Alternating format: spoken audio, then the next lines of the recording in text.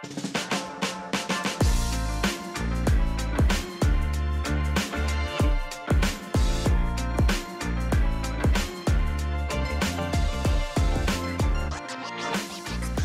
and welcome to another episode of Film Spill, a movie night podcast with your host, Chelsea.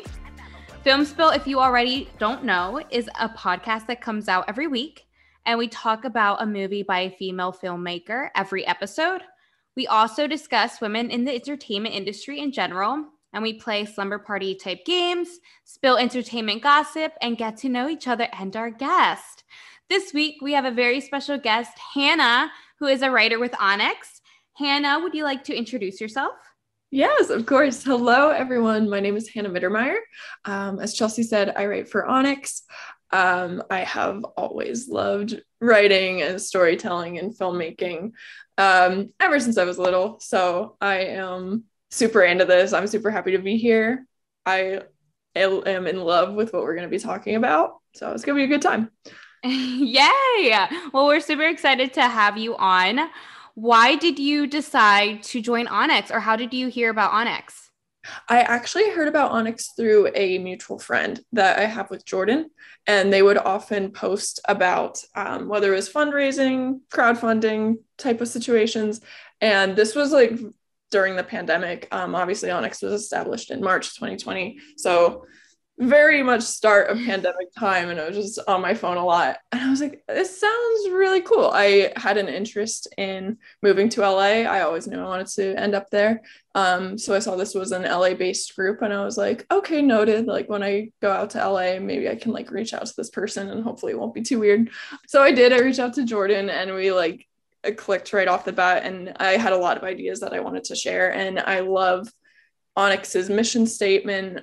Like to begin with, I just want to be an advocate for and like champion the increase in not only quantity, but also the quality of leadership roles for women in film. As a woman in film, it's just something that's like very close to home. And yeah, I love that mission. And I think it's something that is a great way to like meet people and to make connections and to really help start to bring some of my own ideas to life, and to just have the opportunity to do that is really, really exciting. So I'm super happy to be a part of the team, and really happy to share other people's stories and to help like start sharing my own too. Yeah, that's great to hear. I know I found Onyx through just like searching on LinkedIn. And I think this was right around, like during like the pandemic. I forget whose post it was, but then I started like diving in deep into like what Onyx was about. And I wanted to, meet a community as well of like women and non-binary filmmakers and, to create stuff. And honestly, it's been such a great opportunity and community to just like share ideas, be inspired, and just like create badass content. Absolutely. Yeah, I totally feel that. And I love the idea of like networking across, sometimes more than like networking up. So like working directly like with the people that you're going to be like coming up with like alongside in the industry. Because I think sometimes like people will think of entertainment or they'll think of filmmaking and be like, oh, it's so like cutthroat. And it's like, yeah, I guess sure it is. But like also like it's teamwork, and it's relationships, and it's friendships, and it's just like believing in yourself and each other and each other's ideas. And like so far I've just been feeling so much support from everybody, and I'm like, this is great. Like this is how I think it should be, because simply like our job is telling stories. Yeah, no, it's so true. And it's a great thing that Onyx is like an all female and non-binary led production company that we need more of. Like the energy that Onyx brings, or just like the energy that like women and non-binary people like bring to the table is, I feel like, so powerful and so different. And I just love how we understand each other right off the bat as creatives and as storytellers. Like we all have this vision, and we'll do anything to complete that vision and to tell our stories. And I just think it's just beautiful to be a part of. Absolutely. I feel so seen in this group, and that's just like all I would like ask for. That's like the very basic level of how everyone should feel when they're working, when they're collaborating. And it's like strange to me that like, you know, people don't always like feel that way, but being on sets that are all female and non-binary people, it's like I just feel more seen and I feel more heard, and like, yes, like that just needs to exist all across the board, and so that we're just going to keep working towards it. What would you say is your dream job there in LA? If I could write for animation, I think that would be super cool. I'm a really big fan of Gravity Falls, and I love Alex Hirsch, and I love what he does, and the fact that like he created Gravity Falls, wrote for it, but also voiced some of the characters. If I could do like a little bit of everything with like a series that's entirely like my own brain. That being said, I love like writers' rooms. I love collaborating with people. I think that's totally the way to go. But to be able to put out an original idea of mine would be so cool. But I'll happily just, if anyone's listening that's in a writer's room, I'd feel free to like hit me up. I'd totally be down to just be in any writer's room. But that is the dream. I love animation. I do really like live action too, but yeah, right now I'm like on this kick of just kind of going back and re-enjoying everything from my childhood. So maybe that's partially why it's like on the forefront of my brain right now, but. All right, well, let's get into it. Today, we're actually going to be talking about Elizabeth Allen's teen fantasy comedy film, Aquamarine. But first, it's time for Name That Episode. This week, we're going to be discussing Tell Me Lies, Season 1, Episode 6, that is directed by Isabel Sandoval. The series is created by a woman named Megan Oppenheimer. That's a really, like, cool last name. Do you think she's related to the Oppenheimer? That's what I was thinking. I'm like, because that last name is like not really heard of. No. No, right? Yeah, not every day that I, run into an Oppenheimer. I'll let you know. I'm gonna do some investigating. I didn't investigate enough.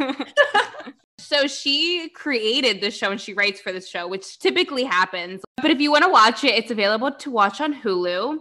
Well, let's get into our slumber party game that we have in store for this episode.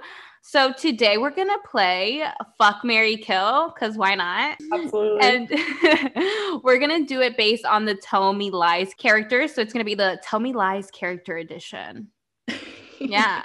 So we have Lucy, we have Bree, we have Steven, Wrigley, and Evan. I know you were mentioning, Hannah, that you actually haven't watched it. So you are basing it just on looks and like appearances. Absolutely. I'm gonna be going off vibes. Vibes can't be wrong. Go with my gut, I feel like I'm a vibey person. Like I vibe off people. I'm like, yeah, I'm gonna like you. Or like, yeah, I'm not gonna like you. yeah, you gotta use your intuition, especially with fuck, kill. Like no other way to go. Exactly. You ready for this? Oh, I'm ready. All right, go for it. Okay, so I have the pictures pulled up. I will say I did like a smidge of research before this, just so I could have like kind of an idea of these characters. And I read in the synopsis that this follows Lucy and Steven in a toxic relationship. I don't like the word toxic right off the bat. So I'm going to say I will kill Steven. I'm sorry, Steven. Maybe you're actually a fine character, but you're in a toxic relationship. Either I don't know if you're the perpetrator or you're the victim. I'm sorry either way. But I don't want that. So I'm going to have to kill Steven. Pippa's beautiful. Pippa's very beautiful. I think I'll have to marry Pippa. I will fuck Bree. We'll kill Lucy. I'm sorry. Well, yeah, I think I'll do that. Sorry, Lucy and Steven. Wrigley and Evan. I know nothing about either of you, but they both give me like wholesome vibes. Like I don't know. I feel like Evan gives me vibes like he could be a good like family man. Watch me be like entirely wrong. No, you're like really good. Like am I actually?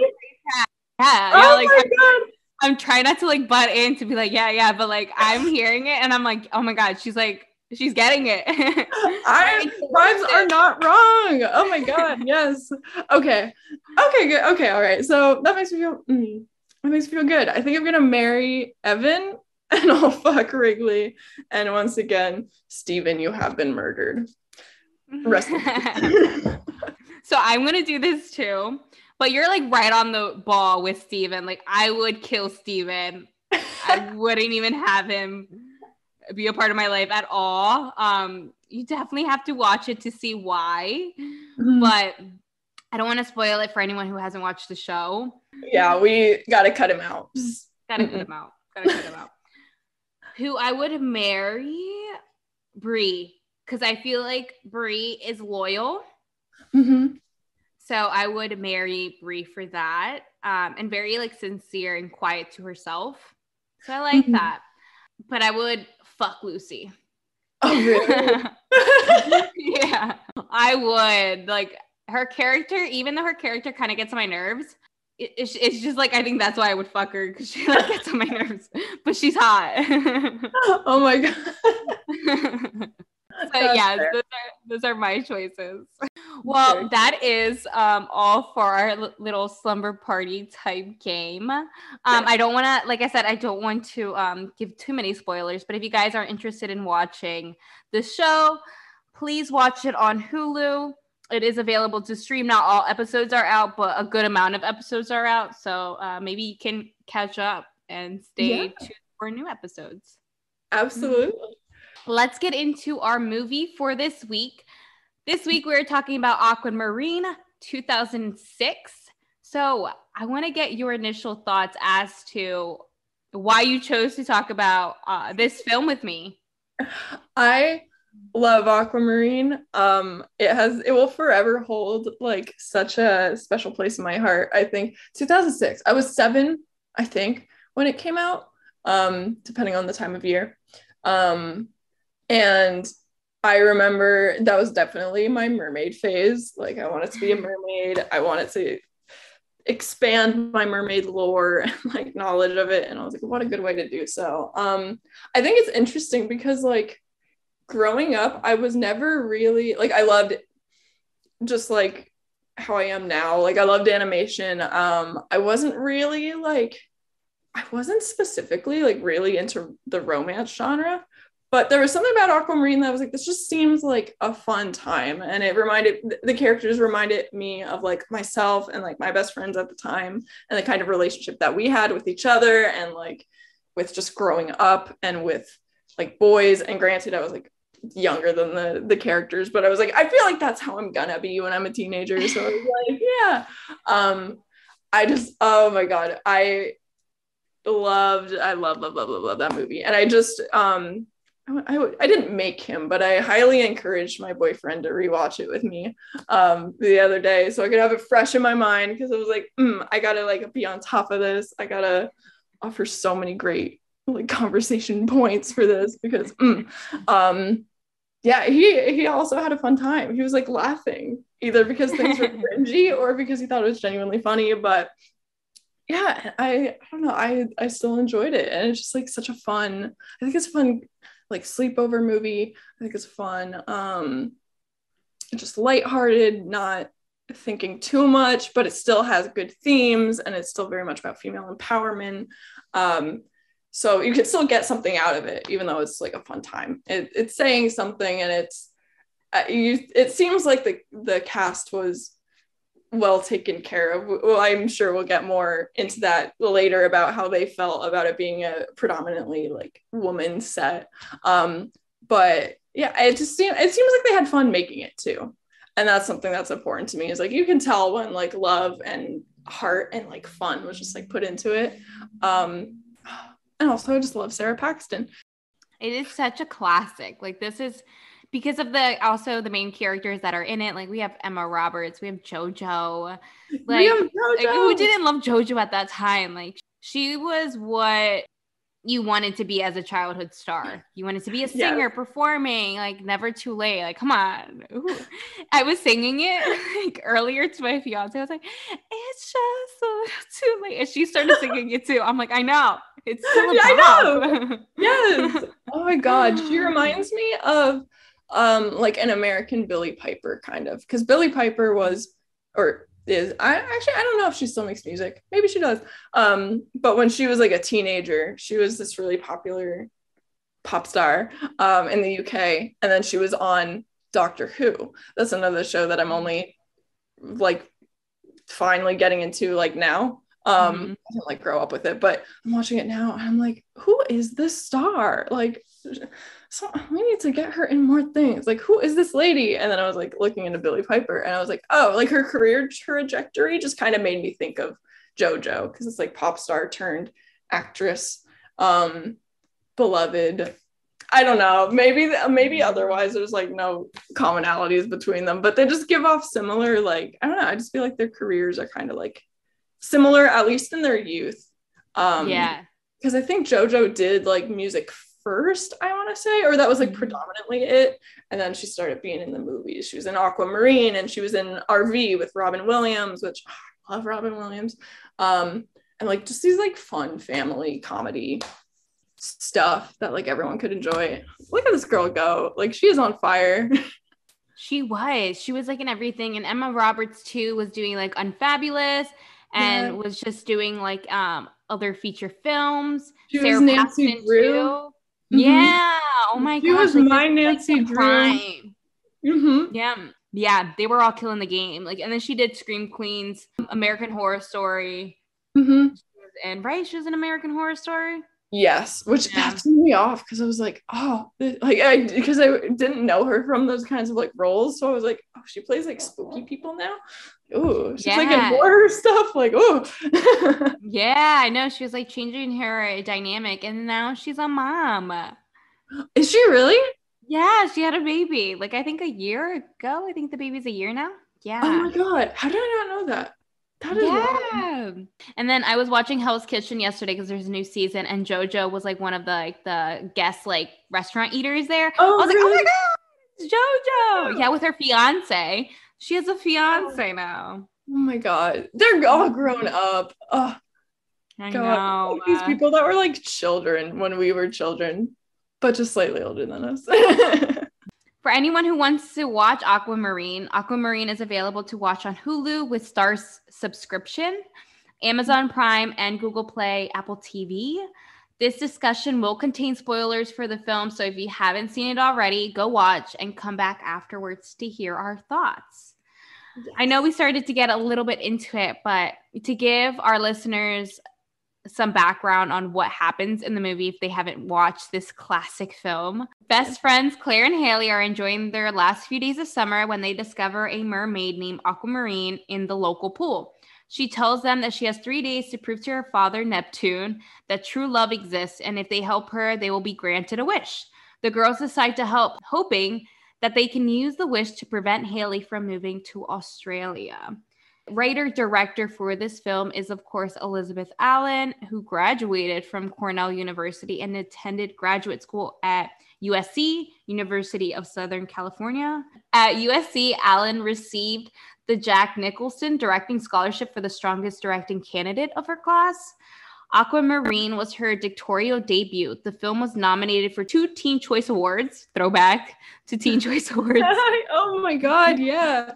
And her other notable projects include Ramona and Beezus. I don't know if you've seen that with Selena Gomez and Joey King. Yes. Oh my God. It's so funny seeing like Joey King now in like Kissing Booth and stuff, because anytime I see her, I'm like, you are Ramona. Yeah, I know. Like, I'm sorry, you'll always be Ramona to me. No matter what role you play. she's just a grown-up Ramona, and I think that's great. She's also directed Careful What You Wish For 2015 and Spinning Out 2020. Elizabeth Allen has also directed episodes of Gossip Girl, The Vampire Diaries, Pretty Little Liars, and more, which are like all like my favorite shows. So as we were talking about before, almost everyone on set was female, which was pretty amazing. I didn't know that about the film prior. So let's talk some things about production design. What are some things that stood out to you? Ooh, okay. So, well, in terms of like costuming, I think the tale is amazing. I actually have Aquamarine on DVD. So I'd watch like all of the featurettes and stuff when I was back at home and when I was a kid watching it. And I can't remember specifics about what they said, but they talked about like the making of the tail, and it just seemed like such an intricate process. And I thought it was so cool, and I was like, oh my god, like mermaid Halloween costumes are one thing, but that like whole other level. Which I mean, obviously the tail is so impressive, but like aside from that, I was obsessed with her like t-shirt dress, or I guess it was a long sleeve shirt, so she could like tie it around her neck and like make different I don't know, all kinds of different styles of it. But when she like had legs for the first time and she was naked and she had to borrow that shirt and didn't know how to put her arms through the sleeves, I just, oh my God, I remember I would take all of my shirts from like Justice, if anyone remembers Justice. I would shop there all the time. I'd get shirts and I would like try to like stretch them out so I could wear them, like elongate them, make them like a dress, and then I would like tie the sleeves around in like weird ways and try to look like her. I thought that was like so, I thought that was like the epitome of like fashion to me as a kid. Oh god, I loved that. That's I have fond memories of that, because I also had a shirt that was like almost that same bluish color, so I was like, I literally am Aquamarine. Also, like, kind of a side note from the production design, but like on the topic of mermaids, I guess, I am a Pisces and my birthstone is Aquamarine. So I felt a very close connection to her all along. It was meant to be. No, I honestly, like, it was such a phase because of like H2O when I think this was around the same time H2O was out too. So like then you get this mermaid movie and you're like really feeling the mermaid fantasy vibe. You're like, this could be me. I could be a mermaid. It could. Who's to say I'm not secretly a mermaid? Like, we don't know. Like, no, you're not seeing what pants I'm wearing. Maybe I'm not wearing any pants. Maybe I have a tail. Have you realized that the story about mermaids is the same throughout the years, that when they're out of water that they get feet, legs? Luca did the same thing where like they couldn't touch water, like, or they would turn into a mermaid. I'm like, wait, is this legit? Do we have mermaids out there? Is this like canon? This is like confirmed, like this is how mermaids are. That's so funny that you bring up Luca, because I remember when I watched Luca for the first time, I was like, this is just Aquamarine, and obviously it's not, but I was like, it's same, but yeah, same concept. Like, I don't know if this was the thing in Luca, but like in Aquamarine, it was either like when the sun went down, but more especially throughout the day, if your legs got wet, then boop, pop a tail. And like, was so like, yeah, because H2O splash or whatever it's called, I don't know. There's something splashing. I don't know. Yeah, it was the same exact thing. It was like, if you get wet, but like otherwise you can like walk around and you'd be mistaken for a normal human. That's very interesting. It's interesting that specifically has stuck, which like I guess it makes sense, because you need to find some way to like bring these creatures to shore and like have them go on land and have something to hide. But that's interesting that you say that. Like, yeah, that is true, they tend to do that. Yeah, or they have like powers, they have like abilities, which is like pretty cool. Like everyone from H2O had different powers, and then in Aquamarine she could do it all, and like it's just so cool to see like how they implemented her like little like quirks, like the shell, how like she could be reached by a shell, or how she had control of the water and she's like, oh, that's nothing, like bringing the gummies to her. Like, that's her so cute. Would be like mood ring, like color changing nails. Oh my god, when she was like starfish. The starfish, yeah, that was like was for compliments. Oh my god. My boyfriend and he thought that scene was particularly funny. He just thought it was so goofy, and the rest of the night we were just like, oh, Aquamarine is so lovely. Oh my god, it's so cute. And I forgot about that part. Yeah, I forgot about that. Something that I forgot was how fast that ending moves. Like, as soon as there's you got that climax and she's like being sucked back into the ocean because Raymond doesn't love her, and like, oh god, she can't prove love exists to her dad. But then once we get to that moment, we all know the one. like it moves so fast after that. She's like, which is, I mean, granted, it's like, I don't know. They explain it by being like, oh, she needs to like clear things up with her dad and has to cancel that wedding that she never even wanted. But I'm like, wow, it really is just like, oh, the movie's over, so she's got to get going. But it's like, it moves so quick.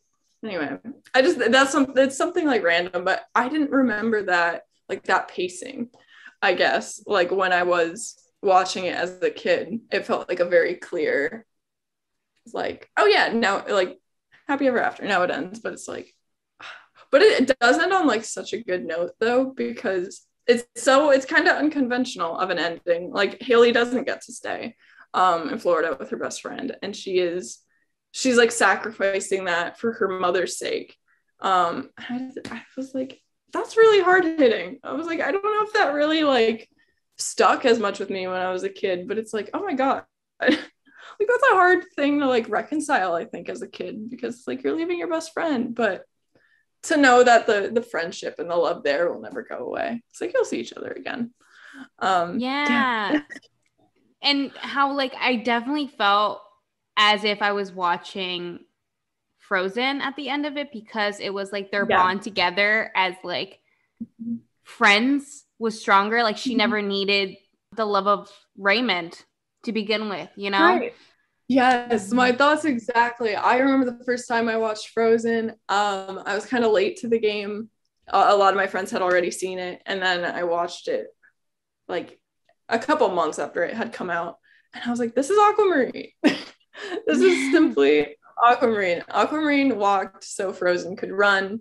And that's fine. I think because like there was such a big deal made about Frozen, and the fact that it's like love can exist and it doesn't have to be romantic, and it's like, yes, that is so powerful. But I was like, tell me you haven't seen Aquamarine without telling me you haven't seen Aquamarine. Like, girl, like I knew that ending was gonna happen. I knew it. I'm happy to see it again, but like because I thought that everyone was making a big deal when Frozen came out that this was the first movie that showed this different side of things, but like no, the OG was Aquamarine. Yeah, exactly. I was like, this is totally something to celebrate. Like, I'm all for that, but like these claims that this has never been done before, I'm like, no, I will not have any Aquamarine slander.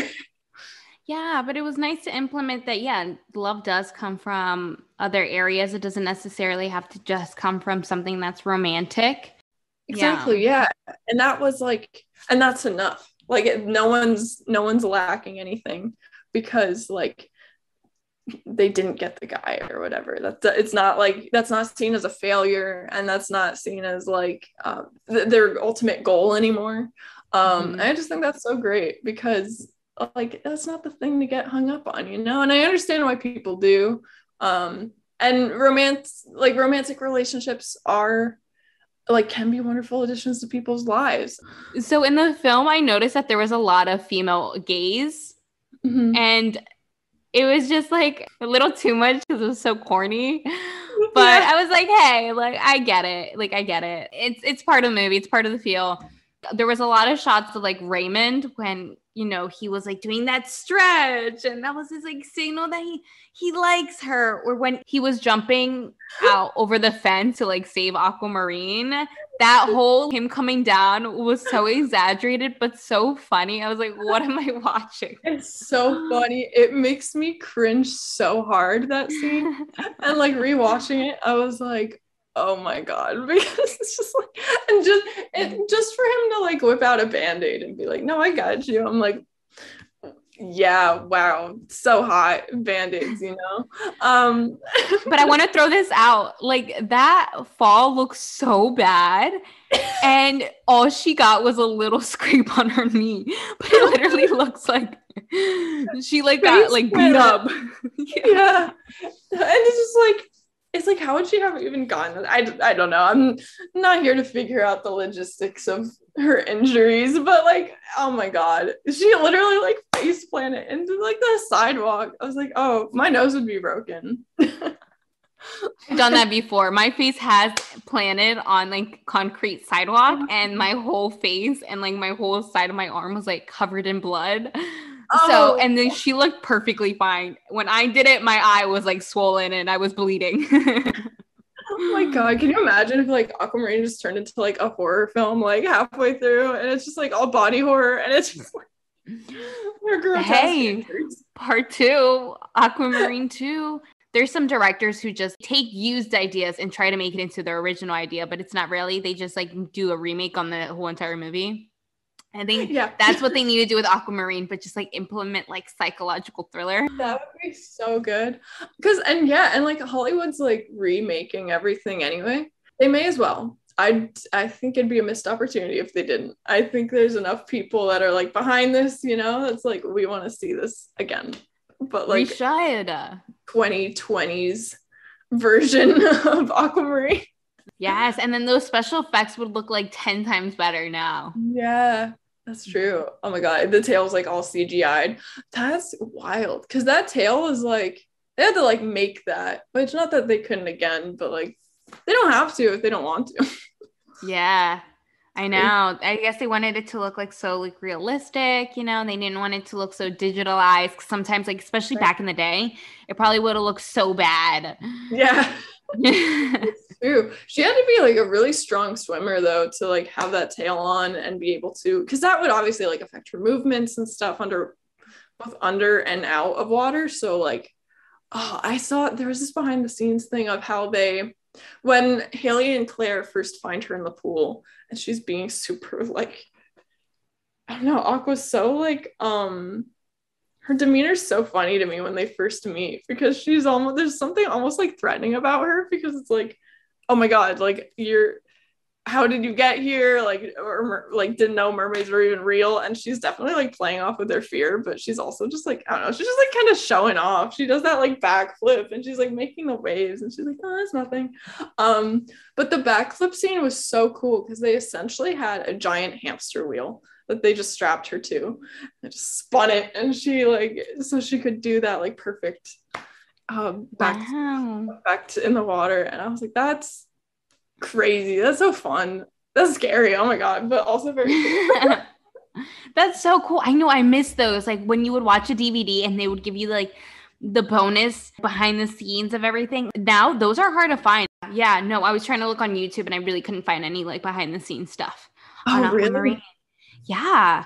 I guess it could be because the promotional side of things was a little bit different back in the day. Mm-hmm. And they're just, I don't know, maybe like they just don't promote it or there's like no one has access to it or no one has uploaded anything about it. Yeah. So unfortunate because you want to be able to like dive in deep and really like investigate a movie. But I've noticed that some movies get better publicity than others. Yes. Mm-hmm. Yeah, like the same thing happened with Hustlers. I was like trying to look at interviews, but there was more interviews with the cast than there was with the director. And yeah. And Hustlers, because I remember when that came out, and I feel like there wasn't a huge amount of promotional stuff for it. Like there was some, but not to the extent of, I don't know, most other movies that are just in theaters. Not even like super mainstream stuff or like something that's like a Marvel film, but like, I don't know, just in general. Because I remember, I think I first heard of Hustlers because Bo Burnham still is dating the director, maybe engaged. No. And he posted something on his Instagram that was like, go watch this movie. And I was like, okay. I was like, why have I not heard of this? Like, why am I hearing about this through Bo Burnham and not like elsewhere? Like, that's weird. Yeah, so I still have to watch it, but this is a little fun fact about Hustlers. Oh, yes. You definitely have to watch it. Oh my gosh. J-Lo is incredible. I mean, everyone's incredible in the movie, like honestly, but like J-Lo does her like pole dancing scene. And that, I don't know if you've heard about the pole dancing scene, but that pole dancing scene is just incredible. It's badass. You can probably find it on YouTube. If you don't want to watch the whole movie like right away, just like want to watch the clip of it. It's amazing. I'm telling you. I don't know how much more to rave about it, but even the second time when I rewatched the movie, I was like, it's just amazing. Just so good. Oh my God. I don't think I've heard about that. I will have to check that out because like I'm intrigued. Like, So what would you say is your favorite part of the whole movie? Oh man.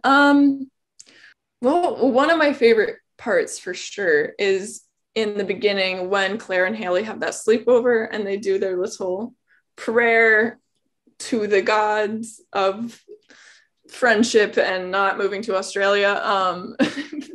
It's so cozy.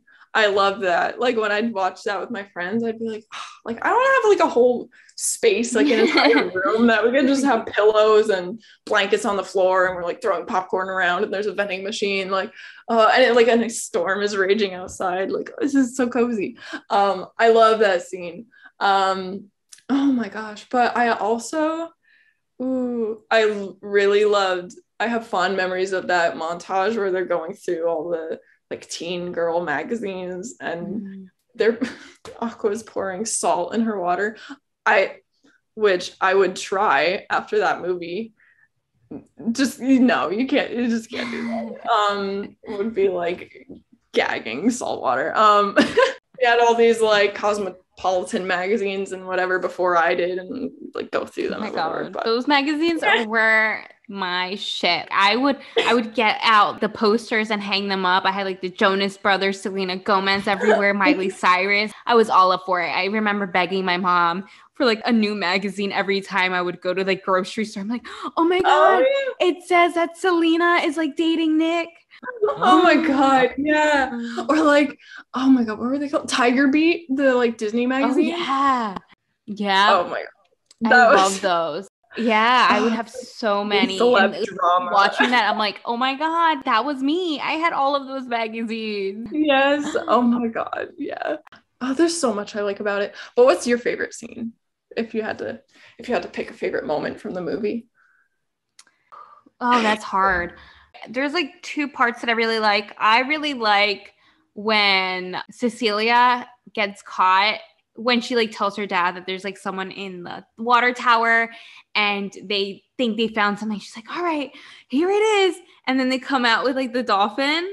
Yeah, that was probably one of my favorite scenes. And then another one of my favorite scenes is when she has the gummy worms and she's eating them. And it's just like such a good shot of her. Yeah, that scene makes me so hungry too. It makes me want gummy worms so bad. Oh, there's so many good scenes with food, I think, because there's also the scene where she's in the bathtub and she's eating the Ben and Jerry's. She's like, who needs Raymond? I have two new men in my life and their names are Ben and Jerry. And she's eating the food flavor, of course. And then Raymond comes in and Haley just has to think fast and like dives in and pretends her legs are Aqua's. That scene is so funny, but also makes me want fish food Ben and Jerry's so bad. I had never had Ben and Jerry's until recently. Really? Yeah. I like refused. Really? I don't know why. I had the Jimmy Fallon flavor. Oh, it's a vegan. Okay. Yeah, because I can't have dairy, so I had to have but now that they have vegan ice cream, now it's like a game changer. Yeah, right.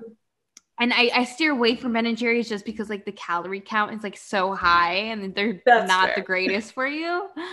So I like try not to eat them, but they're so freaking good. Fallon one, is that the Tonight Dough or is that? Yeah, the Tonight Dough. Okay. I love that one. There was like a Ben and Jerry's like ice cream store, I guess, like in Boston, and you could pick out any one of their ice cream flavors and get it as a milkshake. Oh my God, that one is a milkshake. Oh, that one and I know what I'm thinking of. Netflix and Chilled is so good. Oh yeah, Netflix and Chilled is so good. That's so good, and as a milkshake too. Like the flavor wise is exactly the same, but that difference in texture it makes a difference. It's the crunchiness. They know what to add, and it's just like crunchiness with like swirl and like because it has peanut butter, right? It's like that peanut butter swirl with that one. Peanut butter. I think there might be some caramel in there, a little bit of pretzel. Like they know exactly the right proportions of like each texture to mix. It's just so good. Like the salty and the sweet. I love Ben and Jerry's. Chef's kiss.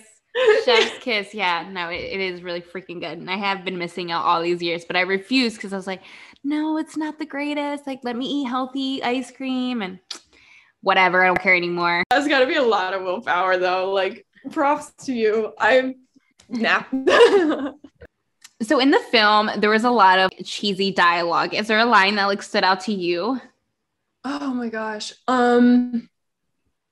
The shell phone, like a cute little play on words. Honestly, what stood out to me the most was how much Aqua like squeaks and squeals throughout the movie and like doesn't even say words, but will just like make noises when she's excited. And I think that's so cute. And that stood out to me a lot because like I was like, oh yeah, like there's a good amount of times that she's just like, and it's like, I know exactly how you're feeling, girl. Like, yeah. Mm-hmm.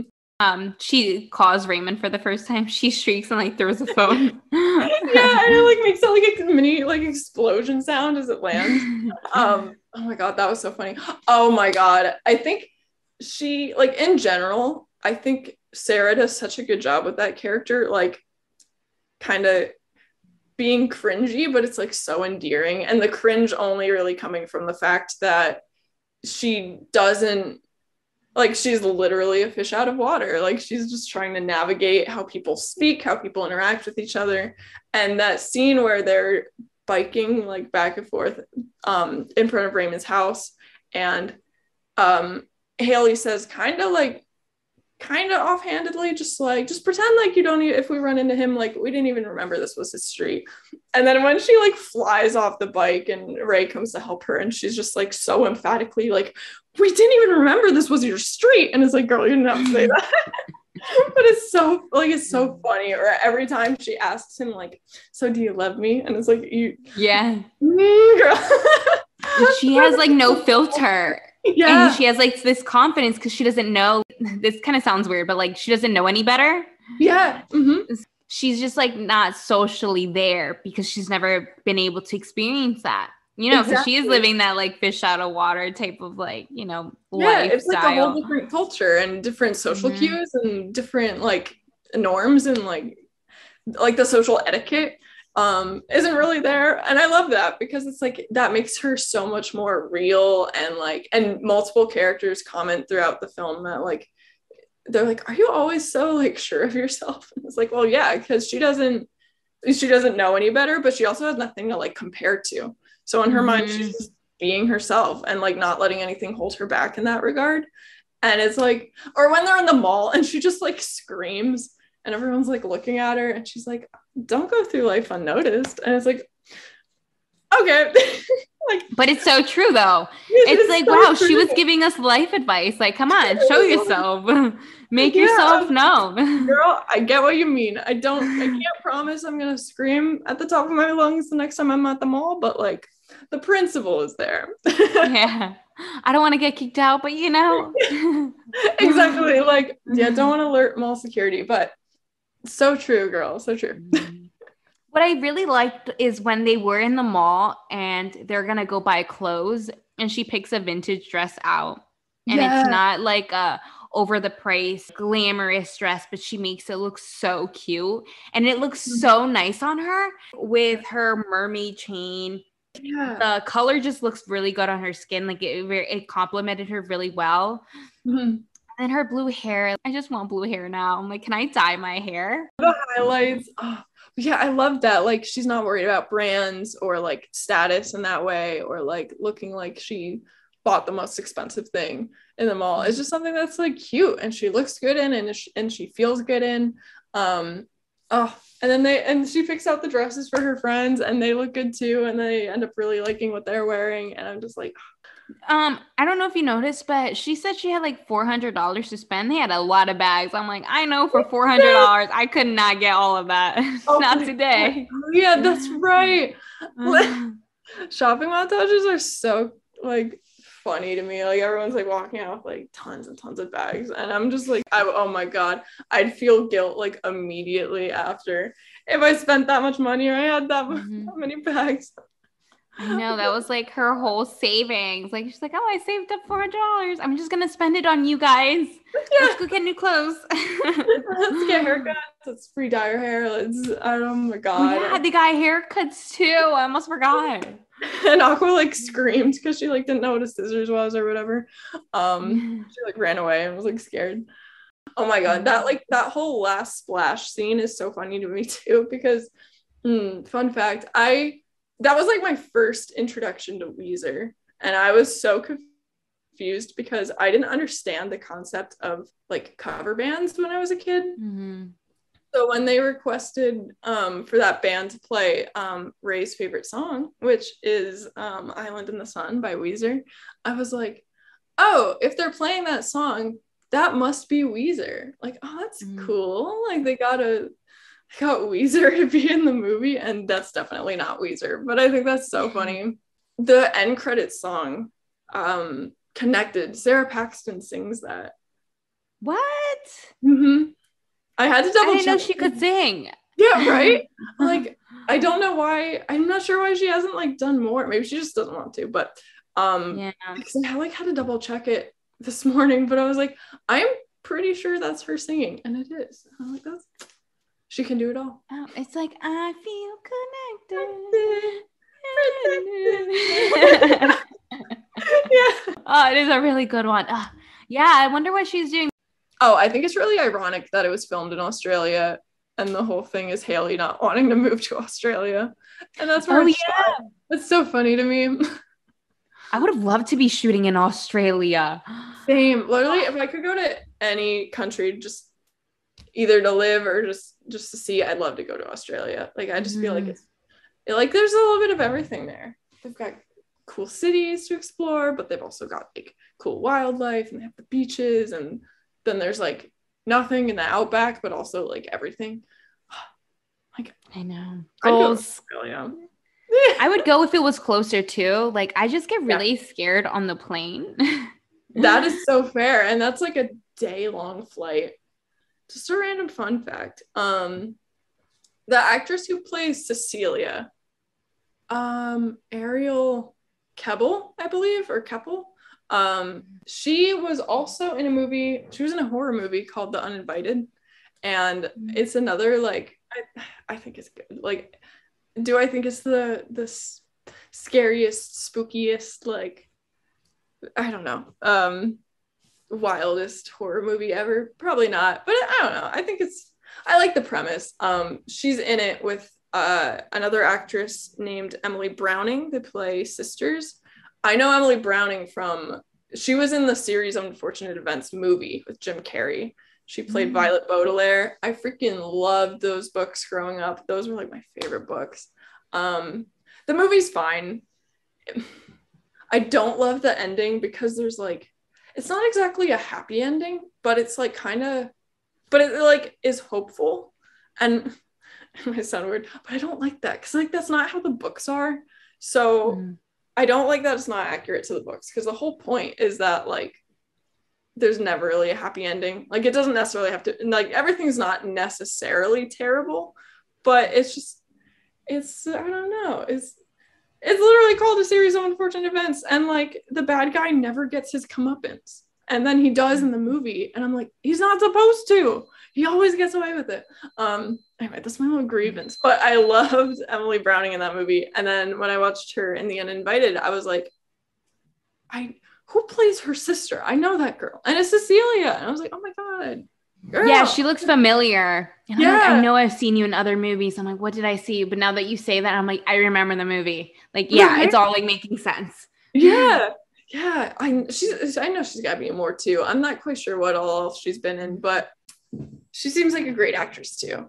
I don't know how much she's been in since, but like, I want to see her in more. Right. I'm telling you, there needs to be an Aquamarine 2. Or just like not even 2, because sometimes they ruin it, and then they ruin the first movie. And I'm like, no, never mind. But maybe like something like along the lines of it, you know, something similar. But I don't know. We'll see. The original cast. Yeah. Like, you know what's crazy though? I didn't remember like that huge age gap between Ray and Claire and Haley. Like, they're supposed to be like 13 or something. Which I don't think they look 13, but that's okay. I was like, they look like they should be like sophomores in high school. I don't know. But then Ray's like, oh yeah, like my parents want me to like start like getting ready for college. And I was like, that's so many years. That's like 5 years. I know. And I'm like, wait, are they like in middle school obsessing over like a high schooler? What is going on? He's like the only guy ever. Yeah. But isn't there other guys? No, it's Raymond. All right. Well, that is everything for today's episode. Thank you so much for listening. This has been Film Spill, a movie night podcast. Thank you to Hannah for being a fantastic guest. Sure. You can follow me on Instagram and Twitter. Both of those are at Eureka_Hannah. And there's no social media for this specifically yet, but I would highly recommend, if you wanna, feel free to keep an eye out for a short that I have written and will be directing hopefully next spring, called Happy Saturday. Yeah, if you look it up, not too much yet, but plenty more to come. I'm very excited to have more to share once I start going into pre-production. But yeah, feel free to check that out once that is a thing. Yes. And if you also want more updates about Happy Saturday, feel free to follow Hannah and Onyx Films as well. You can follow us on Instagram, TikTok, and Pinterest. All are at Film Spill Pod. Tell a friend about the podcast if you like, and leave a review for us on Apple Podcasts. That will help other people find Film Spill too. Special thanks again to Onyx Films for promoting us. You can check out Onyx's other projects at onyx-films.com. Until next time, don't cry over a spilled film.